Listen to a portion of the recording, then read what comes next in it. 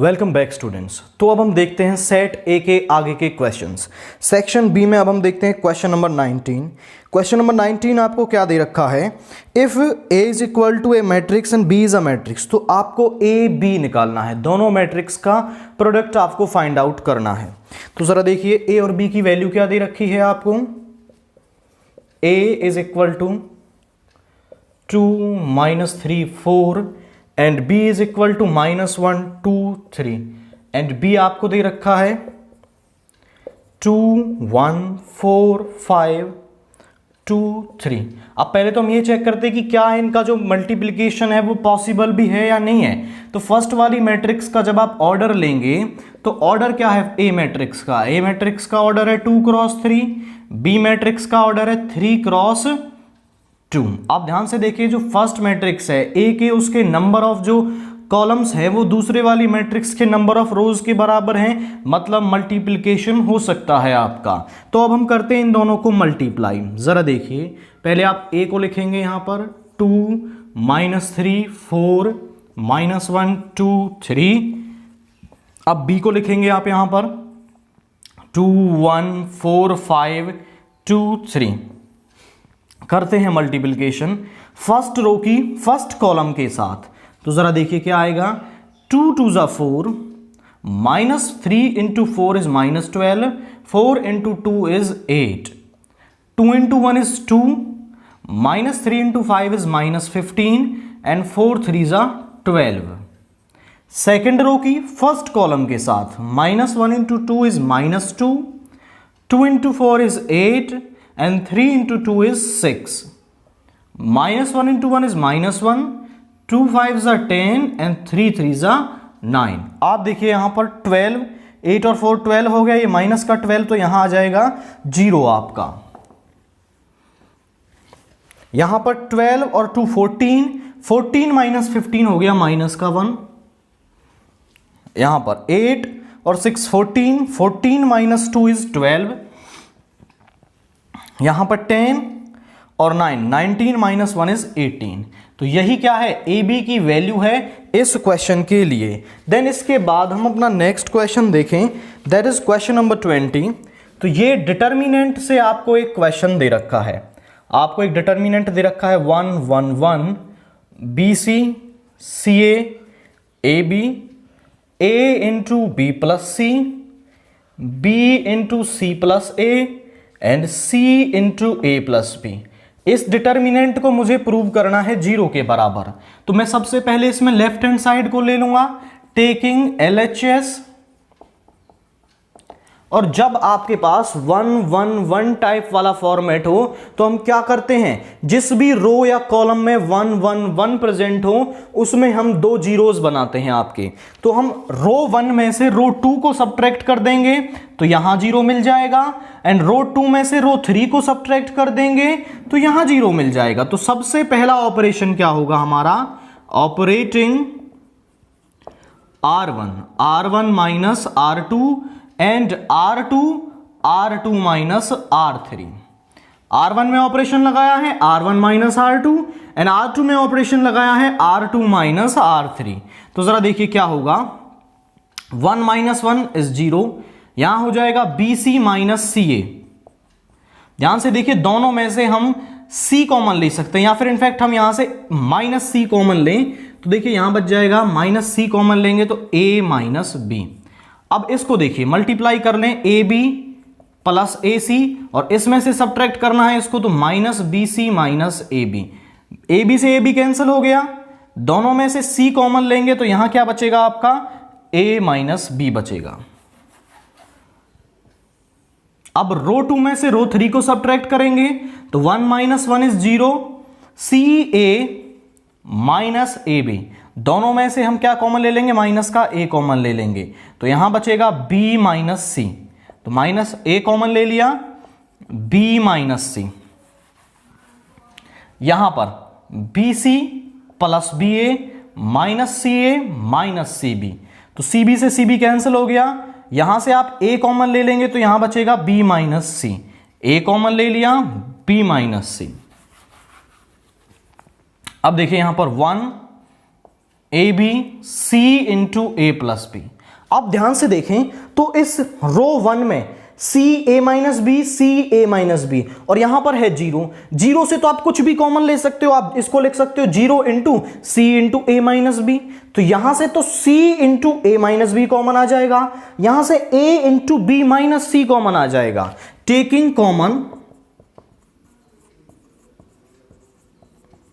c into a minus b and a into b minus c from r1 and r2 respectively। r1 में से तो हम common लेंगे आपका c into a minus b and r2 में से common लेंगे a into b minus c। तो जरा देखिए यहां पर बन जाएगा c into a minus b into a into b minus c।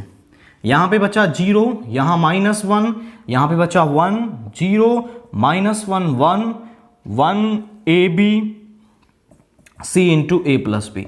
ये पूरा डिटर्मिनेंट हो गया 0 के बराबर, और 0 की बाहर मल्टीप्लाई करोगे इसके साथ तो वो भी हो जाएगा 0, क्योंकि देखिए यहां पर रो 1 और रो 2 में सेम एलिमेंट्स लिखे हुए हैं, मतलब रो 1 और रो 2 एक जैसे बन गए हैं।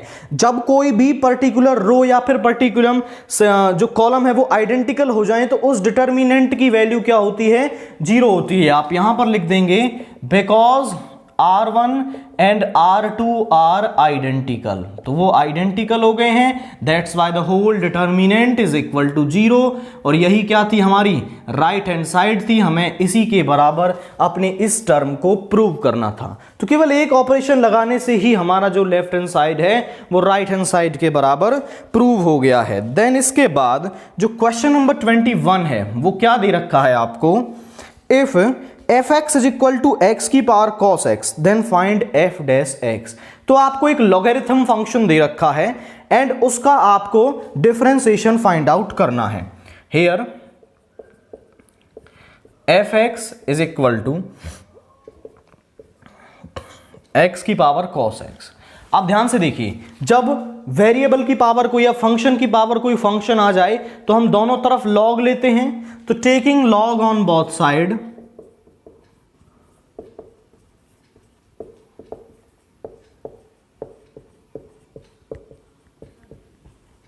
यहां पे हो जाएगा log of F x is equal to log X की पावर cos x। और log में जो फंक्शन की पावर होती है वो कहां आ जाती है आपकी, वो आगे आ जाती है एंड फंक्शन को हम एज इट इज लिख देते हैं। तो यहां पर आ गया log F x, cos x आगे आ गया, यहां पे आ गया log x। अब हम दोनों तरफ डिफरेंशिएट कर देंगे, differentiating on both side with respect to x। तो पहले हम log का डिफरेंशिएशन करेंगे तो वो हो जाएगा 1 अपॉन एफ एक्स, और उसके बाद एफ एक्स का करेंगे तो उसका हो गया f dash x is equal to, इन दोनों में लगेगा product rule, cos x same, log x का हो गया 1 upon x plus log x same, cos x का हो गया आपका माइनस साइन x। अब यहां पर देखिए ये एफ एक्स जो है डिवाइड में इधर जाके मल्टीप्लाई में हो जाएगा, F dash x is equal to F X into cos X by X minus sine X into log X. अब एफ एक्स जो है वो बराबर है एक्स की पावर कॉस एक्स के, तो यहां पर आप एफ एक्स की वैल्यू पुट कर देंगे इसके अंदर।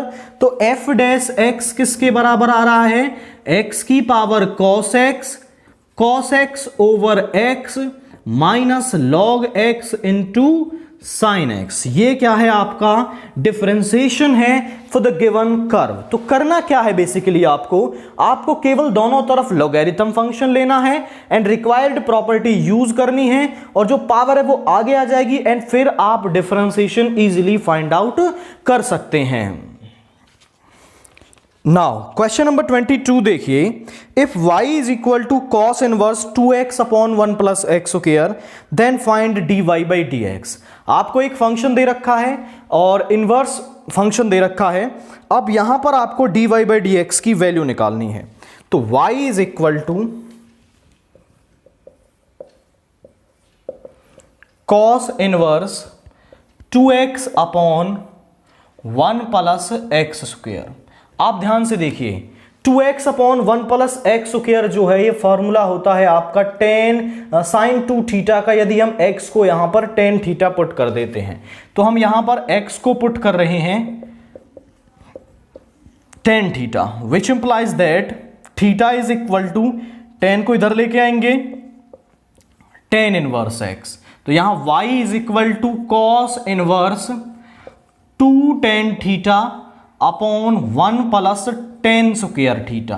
क्या आ गया 2 tan theta upon 1 plus tan square theta. तो y is equal to cos inverse, यहां पे ये फॉर्मूला होता है आपका साइन 2 थीटा का, यहां पर आप लिख देंगे because sine 2 theta is equal to 2 tan theta upon 1 plus tan square theta. यहां पे आ गया y is equal to cos inverse, इस अंदर वाले साइन को हम लिख सकते हैं cos pi by 2 minus 2 theta. Cos inverse से कॉस कैंसिल हो गया, y बराबर आया pi by 2 minus 2 theta. Theta किसके बराबर है टेन इनवर्स x के, तो y is equal to pi by 2 minus 2 tan inverse x। अब हम इसका डिफरेंशिएशन कर देंगे, differentiating on both side with respect to x,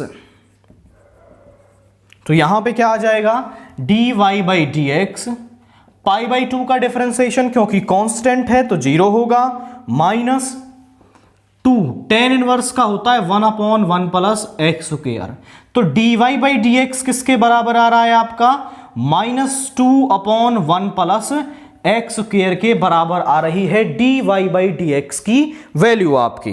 then इसके बाद जो है क्वेश्चन नंबर 23 दे रखा है वो इंटीग्रेशन से है। Let i is equal to 2x plus 3 upon X square plus 3x plus 2 dx। आप ध्यान से देखें तो डेनोमिनेटर का जो डिफरेंशिएशन है वो ऊपर दे रखा है आपको, तो इस पूरे डेनोमिनेटर को हम इसमें पुट कर लेंगे, put X square plus 3x plus 2 is equal to t। इसका डिफरेंशिएशन करें तो 2x plus 3 dx is equal to dt, मतलब ये जो पूरी टर्म है ये dt के बराबर हो गई। यहां पे आया dt और नीचे है t, 1 अपॉन t का इंटीग्रेशन क्या होता है log t plus c। t की वैल्यू क्या है वो यहां पर पुट कर देंगे log x square plus 3x plus 2 plus c, यही क्या है i की वैल्यू है इस क्वेश्चन के लिए। नाउ इसमें आप एक और मेथड भी यूज कर सकते हैं कि जैसे आपके पास क्या दे रखा हो नीचे फंक्शन एंड ऊपर उसका डिफरेंशिएशन दे रखा हो, तो उसका इंटीग्रेशन क्या होता है वो होता है log of fx plus c। इस फॉर्मूले को मेंशन करके आप डायरेक्टली भी इसका आंसर लिख सकते थे, क्योंकि नीचे फंक्शन ऊपर उसका डिफरेंशिएशन, log में पूरा फंक्शन आ जाएगा प्लस में c, यही क्या होगा इंटीग्रेशन होगा उस क्वेश्चन के लिए। नाउ इसके बाद देखते हैं हम next question, that is question number 24 and ये भी इंटीग्रेशन से ही दे रखा है। Let i is equal to 0 to pi by 2 sine की पावर 4x अपॉन साइन की पावर 4x प्लस कॉस की पावर 4x dx। अब ध्यान से देखें इसको, तो यहां पर हम एक प्रॉपर्टी यूज करेंगे, because 0 to a fx dx जो है वो बराबर होता है 0 to a f of a minus x dx। मतलब x को आप लिख दें a माइनस एक्स, जो अपर लिमिट है माइनस x, तो उस फंक्शन पर कोई फर्क नहीं पड़ता है, उस इंटीग्रेशन पर कोई फर्क नहीं पड़ेगा। तो यहां पर 0 टू पाई बाई 2, यहां पर लिख देंगे sine pi by 2 minus x की पावर 4 अपॉन यहां लिख देंगे sine pi by 2 minus x की power 4 plus cos pi by 2 minus x की पावर 4 dx। ये भी आई है आपका। i is equal to 0 to pi by 2 sine 90 minus theta cos theta होता है, तो ये हो जाएगा कॉस की पावर 4x, ये हो जाएगा कॉस की पावर 4x प्लस साइन की पावर 4x dx। इसको बोल दें सेकंड, इसको बोलें first, adding first and second दोनों को ऐड कर देंगे तो जरा देखिए क्या आएगा, i plus I is equal to 0 to pi by 2, यहां पे आ जाएगा साइन की पावर 4x अपॉन साइन की पावर 4x प्लस कॉस की पावर 4x प्लस कॉस की पावर 4x अपॉन साइन की पावर 4x प्लस कॉस की पावर 4x dx। दोनों का जो डेनोमिनेटर है वो सेम है, तो वही आ जाएगा साइन की पावर 4x प्लस कॉस की पावर 4x। अब यहां पे आएगा साइन की पावर 4x प्लस कॉस की पावर 4x dx। कैंसिल हो गया, यहां बचा 1 का इंटीग्रेशन x के रेस्पेक्ट में क्या हो जाएगा, x 0 to pi by 2, upper limit minus lower limit, तो 2i किसके बराबर आ गया आपका, पाई बाई 2 के। ये 2 मल्टीप्लाई में है इधर जाके डिवाइड में, which implies i is equal to pi by 4। तो आपका इसका जो इंटीग्रेशन है वो क्या आया है, वो पाई बाई 4 आया है। तो केवल आपको ये प्रॉपर्टी यहां पर यूज करनी है, देन दोनों इक्वेशंस को ऐड कर देना है। ऐड करते ही यहां पर जो न्यूमरेटर और डेनोमिनेटर हैं वो सेम बन जाएंगे, उन्हें आप कैंसिल कर देंगे, 1 बचेगा। 1 का इंटीग्रेशन करना इजी है एंड देन उसके बाद आप आंसर को निकाल पाएंगे इस क्वेश्चन के लिए। नाउ क्वेश्चन नंबर 25 देखिए, solve the differential equation dy by D x plus y sec x is equal to 10x। आपको इस डिफरेंशियल इक्वेशन का सॉल्यूशन फाइंड आउट करना है। तो जरा देखिए डिफरेंशियल इक्वेशन क्या दे रखी है आपको, the given differential equation is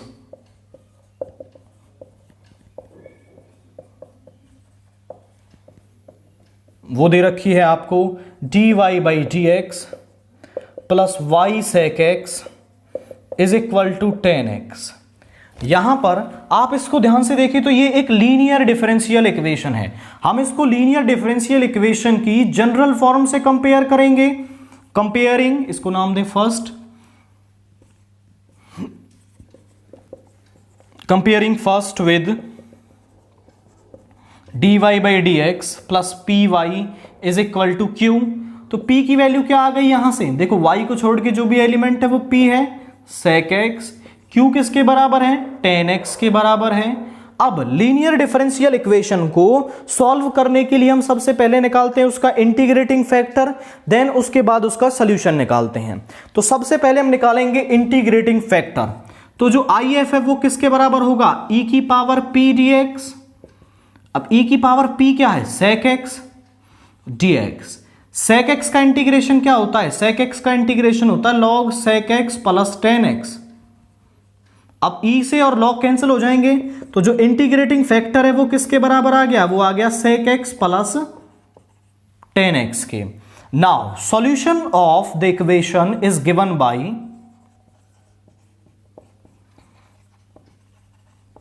वो क्या होता है, y इंटू में integrating factor is equal to q into integrating factor dx।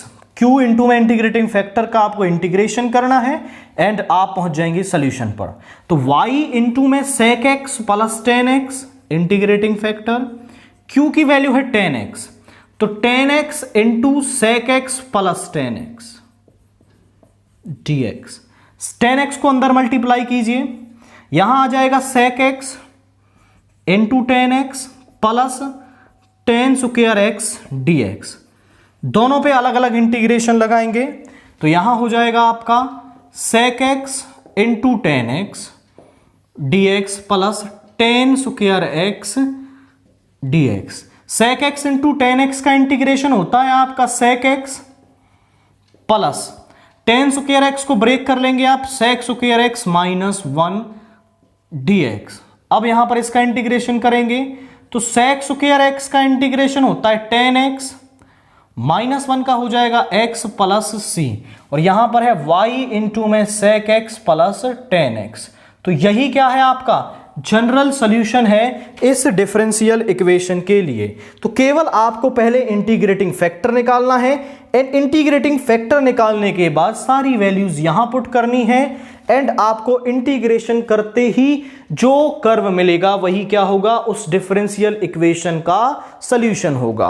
Then इसके बाद जब हम क्वेश्चन नंबर 26 देखें, find mean of the number obtained on throw of an unbiased die. आपको मीन निकालना है किसके लिए, एक अनबाइस्ड डाई है उसको फेंका जा रहा है। अब उस पर जो भी आउटकम्स आ सकती हैं उसके लिए आपको क्या निकालना है, मीन निकालना है। तो आप देखिए उस पर क्या आ सकता है, 1 आ सकता है, 2 आ सकता है, 3 आ सकता है, 4 आ सकता है, 5 आ सकता है, 6 आ सकता है। अब हम मान देंगे लेट x डिनोट्स द, ये क्वेश्चन नंबर 26 है, लेट x डिनोट्स द, या फिर xi denotes the outcomes of an unbiased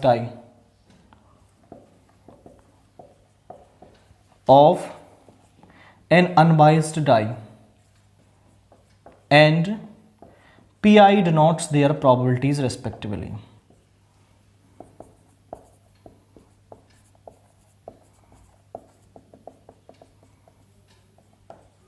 और pi क्या है, उनकी प्रोबेबिलिटी को डिनोट करता है। तो जरा देखिए हम यहां पर एक टेबल बना लेंगे।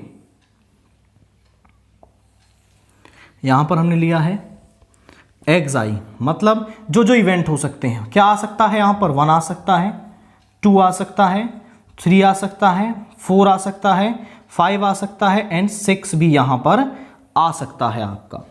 अब उसके बाद देखिए pi, भाई 1 आने की प्रोबेबिलिटी कितनी होगी इसकी, 1 आने की प्रोबेबिलिटी होगी 1/6, टोटल होते हैं 6 और 1 होता है 1। 2 आने की भी प्रोबेबिलिटी 1/6, 3 आने की भी प्रोबेबिलिटी 1/6, 4 आने की प्रोबेबिलिटी 1/6, इसकी 5/6 एंड यहां पर 6/6। अब हमें निकालना है इसमें मीन। तो मीन का फॉर्मूला होता है pi xi, दोनों की मल्टीप्लाई करनी है तो ये हो जाएगा 1/6, ये हो जाएगा 2/6, ये हो जाएगा 3/6, ये हो जाएगा 4/6, ये हो जाएगा 5/6, ये हो जाएगा देयर इज अ मिस्टेक, यहां पर है 1, और ये हो जाएगा आपका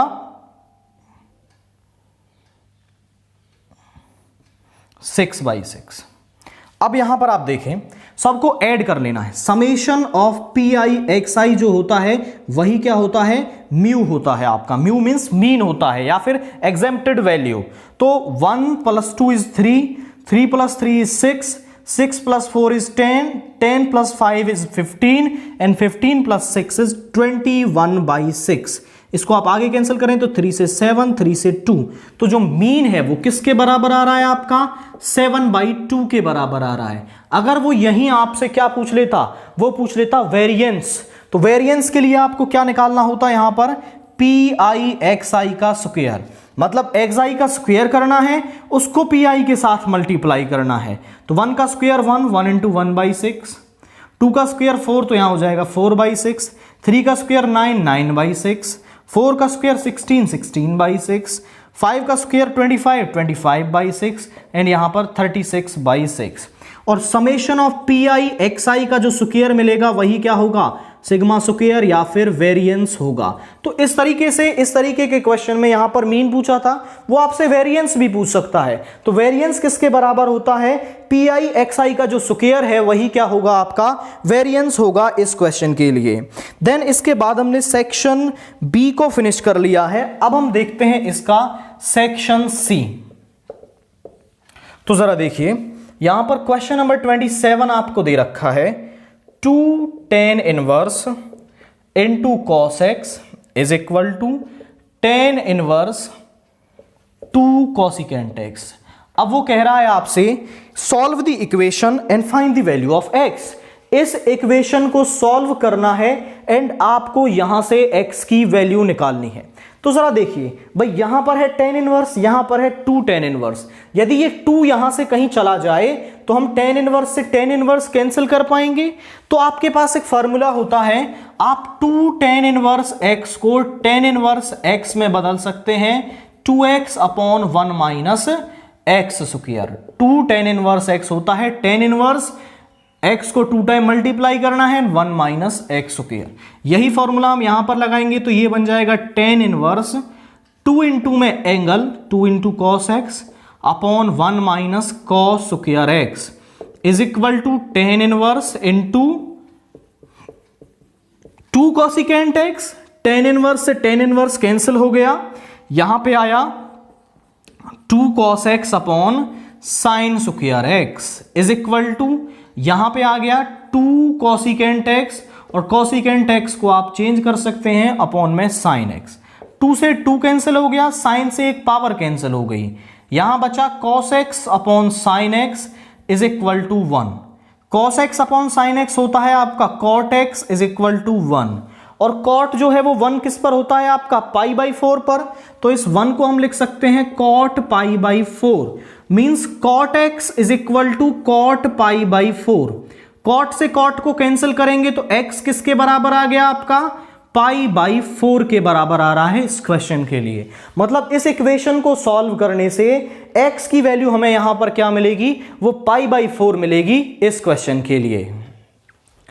नाउ क्वेश्चन नंबर 28 देखिए, verify Lagrange mean value theorem for the function f x is equal to x square minus 4x minus 3 on the interval closed interval 1 to 4।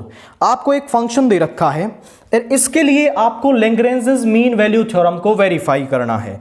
The given f function is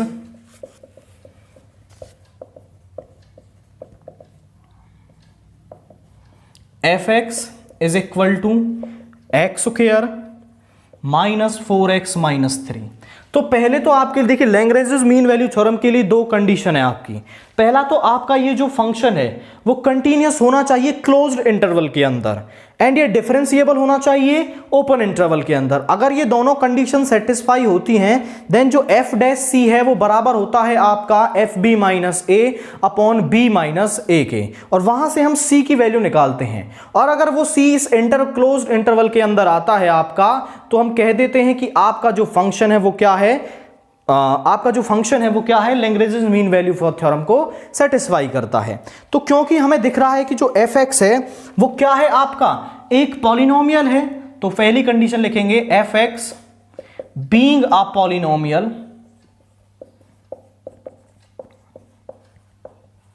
is continuous, क्योंकि हमें पता है कि जो सारे polynomial होते हैं वो कंटिन्यूअस होते हैं, is continuous in closed interval 1 to 4 दे रखा है आपको। तो इस क्लोज्ड इंटरवल के अंदर ये क्या हो जाएगा, कंटिन्यूअस हो जाएगा। Second, F x is differentiable.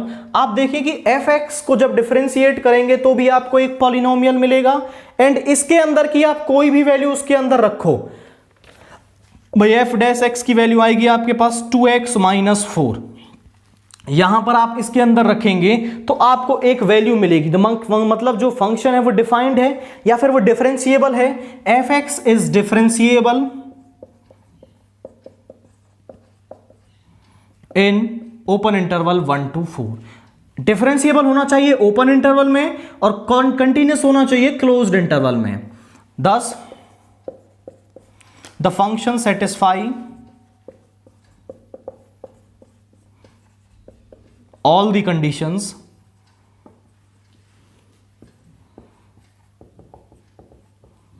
then there may exist a point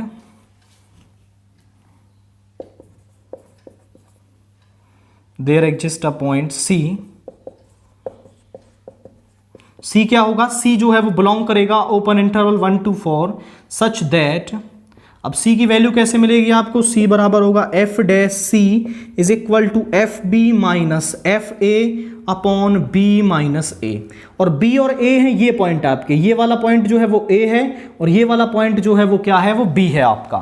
तो एफ डैश सी की वैल्यू निकालनी है, एफ डैश एक्स ये दे रखा है, एफ डैश सी निकालोगे तो केवल आपको यहां पर पुट कर देना है 2c माइनस 4, तो एफ डैश सी बराबर आ गया 2c माइनस 4। अब आपको एफ बी यानी कि एफ ऑफ 4 की वैल्यू निकालनी है, एफ ऑफ 1 की वैल्यू निकालनी है, एंड 4 माइनस 1। तो जरा देखिए एफ 4 की वैल्यू किसके बराबर होगी, यहां हो गया 4 का स्क्वायर माइनस 4 इंटू 4 माइनस 3, इससे ये कैंसिल हो गया, यहां आई वैल्यू माइनस 3, एंड यहां पर F1 की वैल्यू निकालेंगे तो F1 की वैल्यू आएगी 1 का square is 1 minus 4 and minus 3, minus 4 minus 3 हो गया माइनस 7 प्लस 1 हो गया माइनस का 6, तो यहां आ जाएगा माइनस का 6 और नीचे है 3 आपका। एफ डैश सी है 2c minus 4 is equal to यहां हो गया माइनस 3 प्लस 6 ओवर 3, एंड यहां पे आ जाएगा 3 ओवर 3 इज 1, तो इस 4 को इधर लेके जाएंगे, 2c is equal to 4 plus 1 is 5 2 multiply में इधर जाके डिवाइड में, c is equal to 5/2। 5/2 means 2.5। अब 1 और 4 के बीच में ही तो आता है 2.5, तो आप लिख देंगे c belongs to open interval 1,4। तो जो c की वैल्यू आपको मिल रही है वो इसी ओपन इंटरवल में मिल रही है, मतलब Lagrange mean value theorem satisfy हो रही है। सो आप लिखेंगे यहां पर hence Lagrange mean value theorem is satisfied.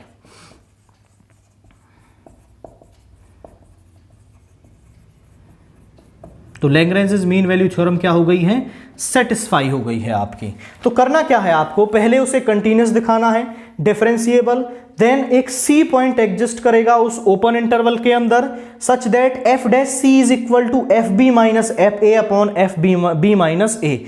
यहां से आपको सी की वैल्यू निकालनी है। अगर वो सी की वैल्यू उसी ओपन इंटरवल के अंदर आ जाती है तो Lagrange mean value theorem satisfy हो जाएगी, अदरवाइज ये सेटिस्फाई नहीं होगी, या फिर सेटिस्फाइड की बजाय आप यहां पर लिखेंगे वेरीफाइड।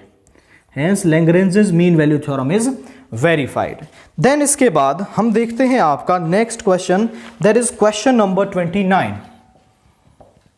क्या दे रखा है आपको, prove that among all rectangles inscribed in a circle of radius 20 centimetre square has the maximum area, also find area of the square. Okay, वो कह रहा है कि कोई सर्कल है, उस सर्कल के अंदर हमने एक रेक्टेंगल को इंस्क्राइब किया है, मतलब सर्कल के अंदर रेक्टेंगल को बनाया है, और उस सर्कल की जो रेडियस है वो 20 सेंटीमीटर है। तो वो कह रहा है कि जो आप उस रेक्टेंगल का एरिया निकालेंगे वो मैक्सिमम होना चाहिए, एरिया को मैक्सिमाइज करना है। एंड आपको यह भी प्रूव करना है कि वो जो मैक्सिमम एरिया है वो किसका होता है, आपका वो होता है स्क्वायर का। मतलब अगर आप उस एरिया को मैक्सिमाइज करेंगे तो जो वो रेक्टेंगल है वो क्या बन जाएगा, स्क्वायर बन जाएगा आपका। तो यहां पर देखिए एक सर्कल ले लेते हैं हम और उस सर्कल के अंदर एक रेक्टेंगल को इंस्क्राइब कर देते हैं लाइक दैट। हमने यहां पर एक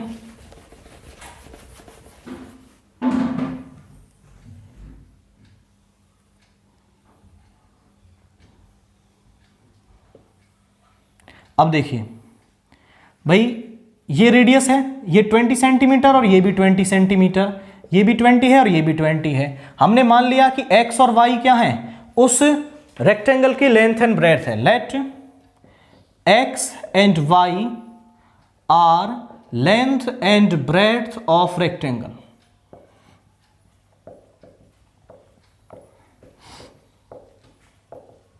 तो यहां से इसको नाम दे दें कुछ, ये O है, A B C, in triangle A B C Pythagoras theorem लगाएंगे यूजिंग पीजीटी। पीजीटी की वैल्यू क्या आएगी, यहां पर x square plus y square is equal to, ये है 40 का स्क्वायर, यहां से आ गया x square plus y square is equal to 40 का स्क्वायर हो गया 1600। अब यहां से आप क्या करेंगे, यहां से x और y में से किसी एक की वैल्यू निकाल लें।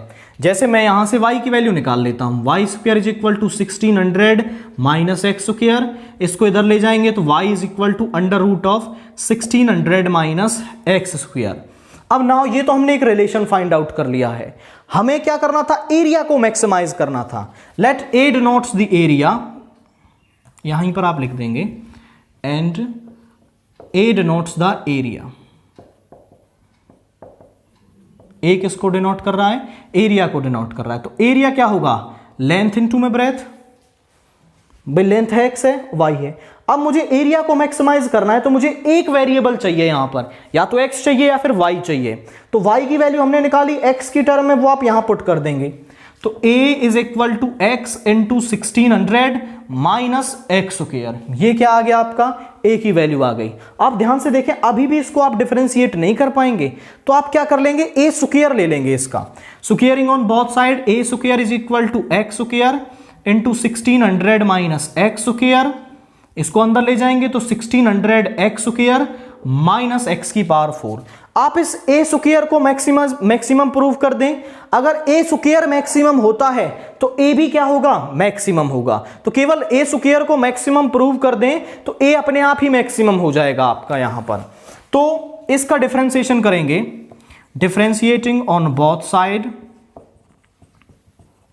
With respect to x. आप इसको एक फंक्शन माने तो d a square over d x, यहां हो जाएगा 3200 x minus 4x cube. 4 critical values of x,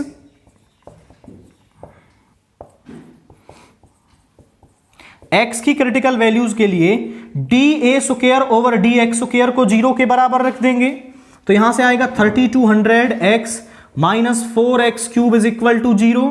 तो 4x cube is equal to 3200 x, x से एक पावर कैंसिल हो गई, 4 डिवाइड में आ जाएगा, x square is equal to 3200 over 4, 4 से ये 800, तो x इज इक्वल टू 800। यहां पे वैल्यू आएगी x इज इक्वल टू 800 का root 8 into 100 plus minus, x is equal to 100 का रूट तो हो गया 2, और इस रूट 8 को लिख सकते हैं हम 2 रूट 2, तो मीन्स x की वैल्यू आ गई 20 रूट 2। देखिए वैल्यू आएगी प्लस माइनस में, बट हम x की वैल्यू लेंगे केवल प्लस में। क्यों? क्योंकि जो x है वो क्या है, वो लेंथ है आपकी, लेंथ या ब्रेथ, मतलब length can not be negative, जो लेंथ है वो नेगेटिव नहीं हो सकती है, तो x पॉजिटिव लेंगे। x की वैल्यू क्या आ गई 20 रूट 2। अब इस 20 रूट 2 पर मुझे इस फंक्शन को क्या करना है, मैक्सिमम प्रूव करना है, एंड देन हमारा काम फिर हो जाएगा। हम इसको यहां से इरेज करने वाले हैं, आप इसका एक स्क्रीनशॉट लें यहां से।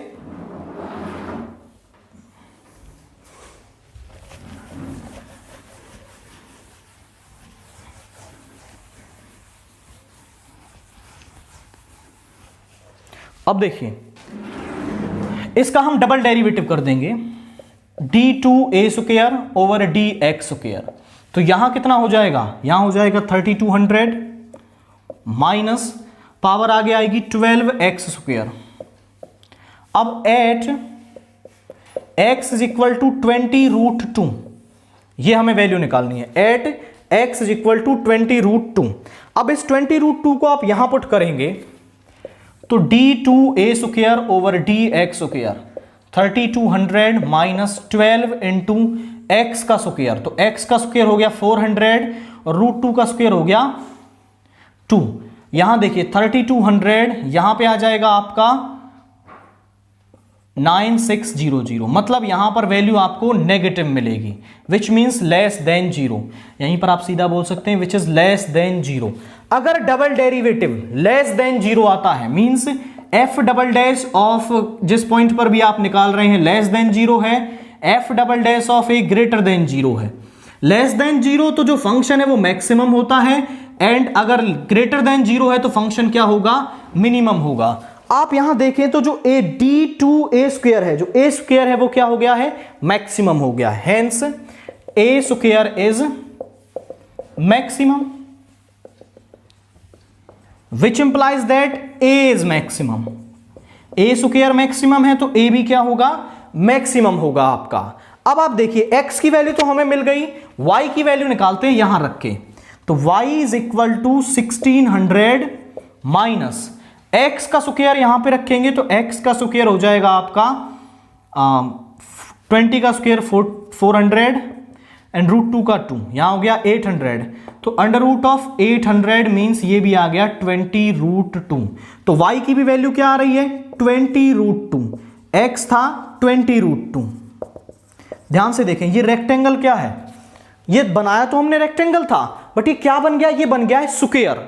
दिस इज स्क्वायर आपका, क्योंकि जो दोनों साइड है लेंथ और ब्रेथ है वो इक्वल हो गई, तो मतलब जो हमने एरिया को मैक्सिमाइज किया है। अगर आप ऐसे सर्कल के अंदर कोई भी रेक्टेंगल बनाते हैं और उस रेक्टेंगल का एरिया आप मैक्सिमाइज करेंगे तो वो क्या बन जाएगा, वो एक स्क्वायर बन जाएगा। और यही क्वेश्चन मैं आपसे प्रूव करने के लिए कहा था कि prove that among all rectangles inscribed in a circle of radius 20 cm square has the maximum area। मतलब वो रेक्टेंगल क्या होंगे, वो स्क्वायर होंगे अगर एरिया मैक्सिमम होगा।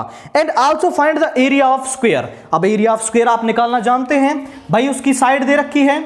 एरिया ऑफ स्क्वायर किसके बराबर होता है आपका, वो होता है साइड का स्क्वायर, मींस 20 रूट 2 का स्क्वायर, 20 का स्क्वायर हो गया 400 एंड रूट 2 का हो जाएगा 2, तो मींस 800 सेंटीमीटर स्क्वायर क्या है आपका एरिया है उस स्क्वायर के लिए। नाउ क्वेश्चन नंबर 30 देखिए, there are 3 coins, one is a two headed coin having head on both sides, मतलब एक 2-हेडेड कॉइन दे रखा है जिसमें दोनों तरफ ही क्या है आपके हेड होते हैं। Another is a biased coin that comes up head 60% of the time, and third is unbiased coin. अब देखिए 3 तरीके के कॉइन आपको दे रखे हैं। पहला तो दे रखा है एक 2-हेडेड कॉइन, मतलब जिसमें दोनों तरफ ही क्या है आपके हेड हैं, जिसमें दोनों तरफ हेड होते हैं, उसको हम बोलते हैं two headed coin. And the second one is a biased coin. Biased coin मतलब जैसे जिसको बोल सकते हैं आप हाथ लगे, जिसमें आप जो चाहे वो ला सकते हैं। जैसे महाभारत में जो मामा शकुनी के पासे होते थे वो उसके बाइज्ड पासे थे, क्योंकि वो जो चाहता वो वहां पर ला सकता था। तो ऐसा ही एक बाइज्ड कॉइन है आपका, जिसमें आप क्या होता है कि 60% ऑफ टाइम तो क्या आता है, हेड आता है, एंड 40% ऑफ टाइम क्या आता है, टेल आता है आपका। And one is an unbiased coin, और एक जो तीसरे वाला है वो क्या है आपका, एक ऐसा कॉइन है जो नॉर्मल कॉइन होता है आपका। अब one of the 3 coins is chosen and at random and tossed. उन तीनों कॉइन्स में से एक कॉइन को सिलेक्ट किया जाता है एंड उसको टॉस किया जाता है। इफ हेड अकर्स, और हमें पता चल गया कि क्या आया है, हेड आया है। What is the probability that it is two headed coin. इस बात की प्रोबेबिलिटी बताइए कि वो एक 2-हेडेड कॉइन हो। हेड आ गया और वो हेड किससे आया हो, एक 2-हेडेड कॉइन से आया हो। तो आपको यहां पर ये बेस थ्योरम से क्वेश्चन दे रखा है। हम मान लेंगे, let this is question number 30, let E1 denotes the event of selecting 2-headed coin। भाई E1 इवेंट है कि हमने 2-headed coin सिलेक्ट किया हो। E2 denotes the event that a biased coin select किया हो हमने, and E3 denotes the event that we have select unbiased coin। तो आप ध्यान से देखें तो PE1 PE2 या फिर PE3 की जो प्रोबेबिलिटी है वो क्या हो जाएगी आपकी, भाई 3 कॉइन है, 3 में से E1 ये वाला कॉइन उठाने की जो प्रोबेबिलिटी हो जाएगी 1/3, ऐसे ही दूसरे की, ऐसे ही तीसरे की, मतलब कॉइन को सेलेक्ट करने की प्रोबेबिलिटी 1/3 है। देन इसके बाद let A denotes the event of getting head. A event मान लिया हमने किसके लिए, कि हमें क्या मिले, आपका हेड मिले। तो PA/E1 किसको डिनोट करेगा, PA/E1 डिनोट करेगा कि E1 इवेंट हो चुका है, हेड आने की प्रोबेबिलिटी ऑफ गेटिंग हेड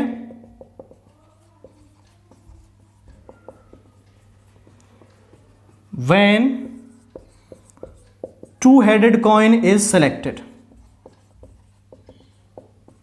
जब 2-हेडेड कॉइन को हम क्या कर चुके हैं, सिलेक्ट कर चुके हैं। PA/E2 किसको डिनोट करेगा, probability of getting head when E2 event हो चुका है, मतलब बाइज्ड कॉइन को आप सिलेक्ट कर चुके हैं, when biased coin is selected. PA/E3 किसको डिनोट करेगा, E3 इवेंट पहले हो चुका है, हेड आने की probability of getting head when unbiased coin is selected.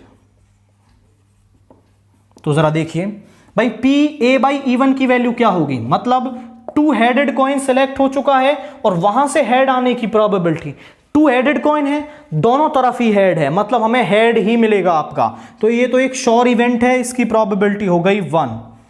PA/E2 मतलब बाइज्ड कॉइन।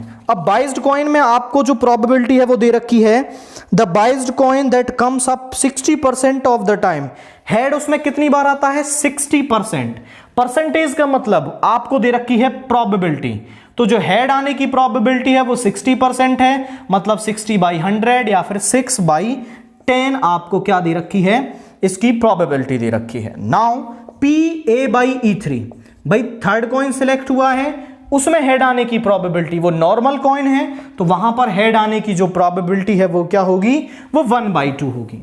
अब हमें निकालना क्या है, हमें निकालना है कि जो हेड है वो तो पहले से आ चुका है, हेड हैज अकर्ड ऑलरेडी। अब वो किससे आया हो, वो एक 2-हेडेड कॉइन सिलेक्ट हुआ हो, मतलब E1 इवेंट पहले हुआ हो। तो हमें निकालना है PE1/A। हेड ऑलरेडी आ चुका है, वो किससे आया हो, एक टू हेडेड कॉइन से आया हो, इस बात की प्रोबेबिलिटी हमें बतानी है। तो ये क्या होगा, probability that head has already occurred, head has already,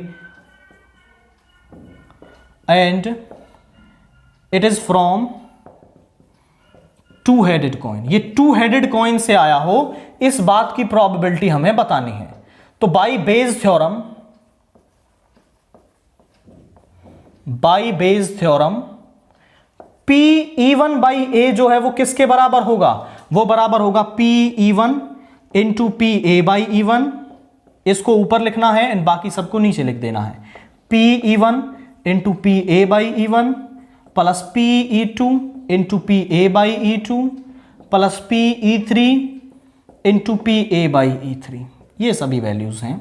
तो यहां पर देखिए P E1 की वैल्यू है 1/3 और P A बाई E1 है आपका 1। यहां पर P E2 की वैल्यू 1/3 और इसकी वैल्यू है 6/10 प्लस इसकी वैल्यू भी 1/3 एंड यहां पर 1/2। 3 से 2 टाइम्स, 2 से 5 टाइम्स, ऊपर है 1/3, नीचे यहां पे आ गया 1/3 प्लस यहां पर है 1/5 प्लस 1/6। तीनों का एलसीएम लेंगे 3, 5 और 6 का, तो यहां पर आ जाएगा आपका 30। एलसीएम क्या आ रहा है, 30 आ रहा है। 3 से 10 टाइम्स, 5 से 6 टाइम एंड 6 से 5 टाइम्स, ये 30 सबसे ऊपर चला जाएगा 30 और इसकी मल्टीप्लाई होगी इससे 3 इंटू 21, तो 3 से ये चला गया 10 टाइम्स। तो जो P E1 बाई A की जो प्रोबेबिलिटी है वो क्या है आपकी, वो है 10/21।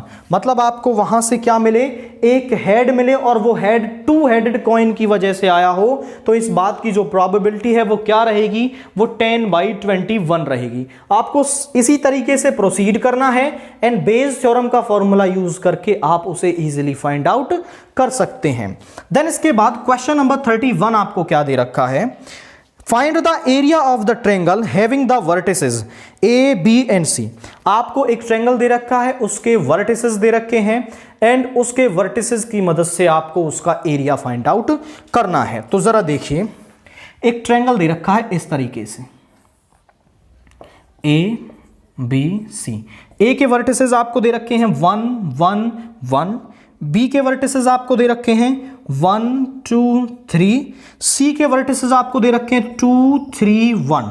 तो ए बी और सी के जो वर्टिसेस हैं वो ये दे रखे हैं।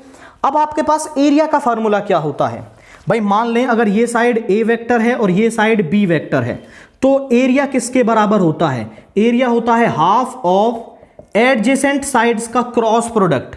कोई भी दो एडजेसेंट साइड्स, उसका क्रॉस प्रोडक्ट, उसका मॉड्यूलस लेना है एंड उसको 2 से डिवाइड करते ही आपको क्या मिल जाएगा, एरिया मिल जाएगा।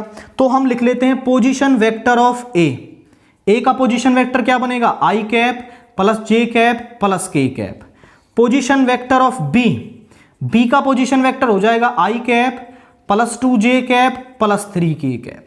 Position vector of C, C का पोजीशन वेक्टर क्या हो जाएगा 2i cap plus 3j cap plus k cap. ये क्या हो जाएगा, इसके पोजीशन वेक्टर। अब मैं इसमें दो एडजेसेंट साइड ले रहा हूं, मतलब मैंने ले लिया ए बी वेक्टर और ए सी वेक्टर। तो ए बी वेक्टर की जब हम वैल्यू निकालेंगे तो वो क्या होगा, position vector of B minus position vector of A.